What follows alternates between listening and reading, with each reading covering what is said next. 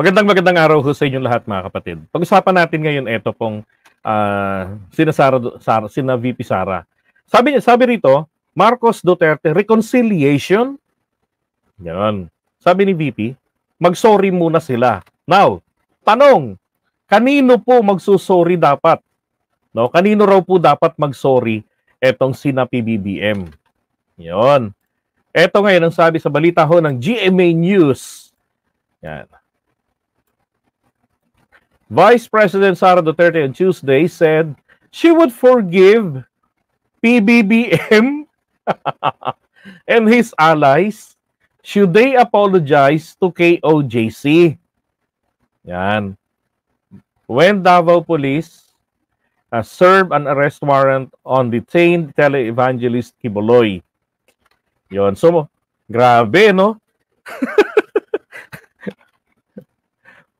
Kaibigan kasi ng kanilang pamilya si Kibuloy.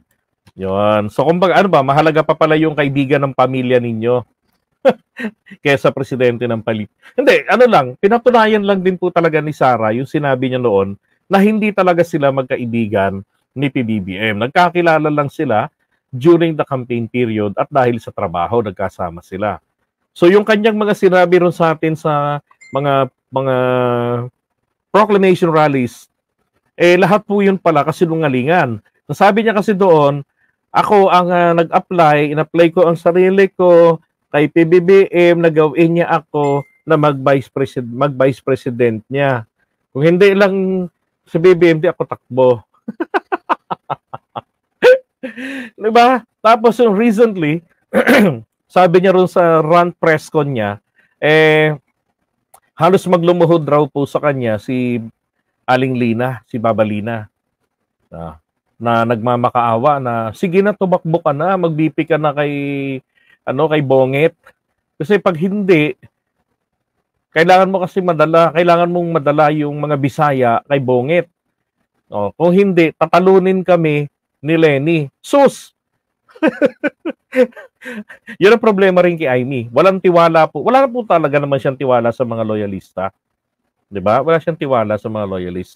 Kaya 'yun ang niya kay Sara. Ito namang si Sara pumayag. Pero ang totoo, Derek, 'di ba? Ano 'yan ako naniniwala talaga na walang plano si Sara tumakbo sa pagka-presidente noong nakaraang halalan. Pero ang talagang gusto niyang takbuhan ay vice president. Hindi lang niya madiretsa agad. Ngayon, kasi nag-aalala pa siya sa survey. Sabi nga niya hindi ko pa naman nakita yung numbers ko na kung bilang vice president.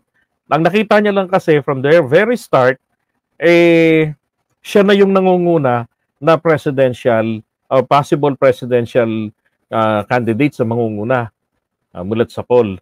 Doon kasi wala siyang kalaban, 'di ba? No, popular na popular sila. So ngayon, balikan natin ito.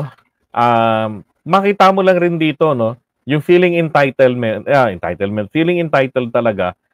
Diba? Hindi niya hayaan na umusad ang batas. Pero hindi rin niya masabi na binuhay lang yung kaso laban kay Kibuloy. Diba? Yun ang claim ng mga pakyonista patay na yung kaso na yan, matagal na yung patay, binuhay lang yan para gamitin. Hindi po totoo yun, napatay na. Dapat magpakamatay yung nagsasabi na patay na yung kaso na yan. Bakit? Hindi naman po kasi namatay yung kaso. Hindi nga po yung kaso na umabot ng korte. Yung kaso ni Kibuloy, hanggang piskalya lang yan.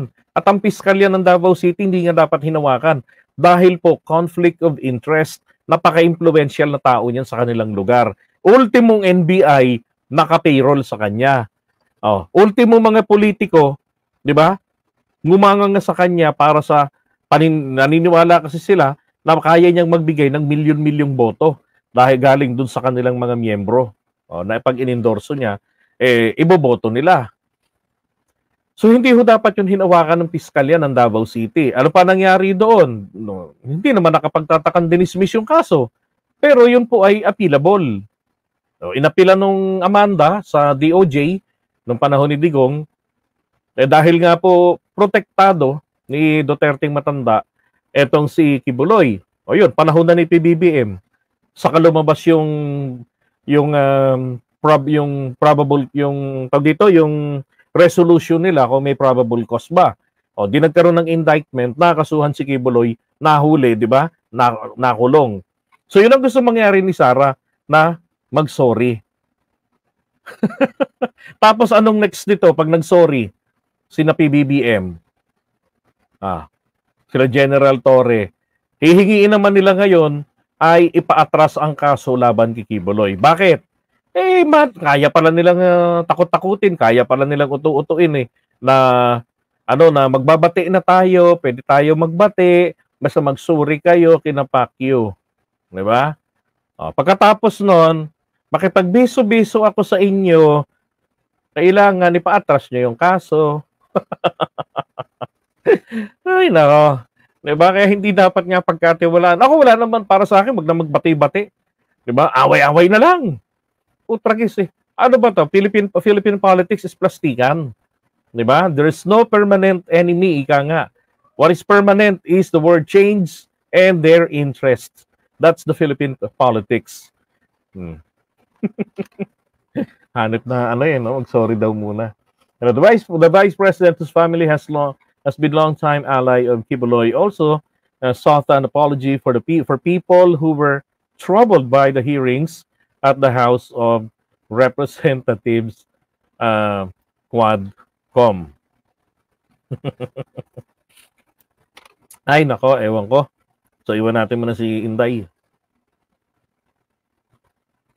Ay, hindi. Ito pa pala. Natatawa ko rito Kanina, which is a very legitimate question. Sabi niya, kalaban namin yan. We cannot ever work. Which is true. Ako, pag may kalaban ako, kalaban na kita for life. Kaya nga sabi ko, yung pagkakasundo, bati-bating ganyan, nako, ipagyayabang lang nila yan. Kayang-kaya ko pala yung kaladkarin sa kahihiyan. Napag-sorry ko nga sila PBBM Diba? Ako nang bahala sa cubes. Kaya ko pang ipa-atras yung kaso. Diba? Wala nang bati-bati. Utragis, ginulo nyo na ang taong bayan Ginulo nyo na ang Pilipinas Sinira nyo ng imahe ng Pilipinas. Another kaplastikan niya po pagdating puro sa paninira. Ba? Kung talagang maka-Pilipinas to, bakit hindi niya to ginawa itong kanyang sinasabi? It's very bad if you paint a sad and hopeless Philippines outside. Okay lang siguro mag-away tayo dito sa loob. Tayo lang naman Pero bakit gano'n totoo? Laging away yung naman ng utak. Di ba? Parang laging away. Parang common na maririnig mo kay Sara, away. So sabi niya, do not paint bad, di ba, against your country and outside. Tama naman po yan. Huwag mong pasasamayin ang imahe ng bayan mo sa labas. Huwag mong sisiraan. Pero dito sa loob natin, okay lang daw na tayo bangayan. Pag yung reputasyon ng bansa natin, ang nasisira sa mga kapitbahay natin, mali yun. Tama, di ba? Tama naman. Tama rin yung pinalakpakan siya. Kaya lang, ang tanong, kung totoo yun, bakit hindi niya pinagsabihan ang mga mautog rallies? Ba't hindi niya pinagsabihan yung mga vloggers nila, yung mga supporters nila? Di ba hindi niya sinaway ang mga yun? Oops, teka muna. Bansa na natin ang masisira niyan outside. Paano pag naging presidente ako, ang imahe ng bansang mamanahin ko, mga palaaway. So bagay naman sa kanya. Ay, nako, Sara. Di ba? Sabi naka-freeze ang assets ng KOJC, ando ng mga pera ng mga Duterte. Ayos. Sara, ibalik mo na lang mga confidential funds sa kinurakot nyo. At para maibalik sa mga Pilipino na nagugutom, na sinasabi mo ang kapalaman ng FESLAC mo. Kaya no vote to Duterte on election 2025 and 2028. Diba?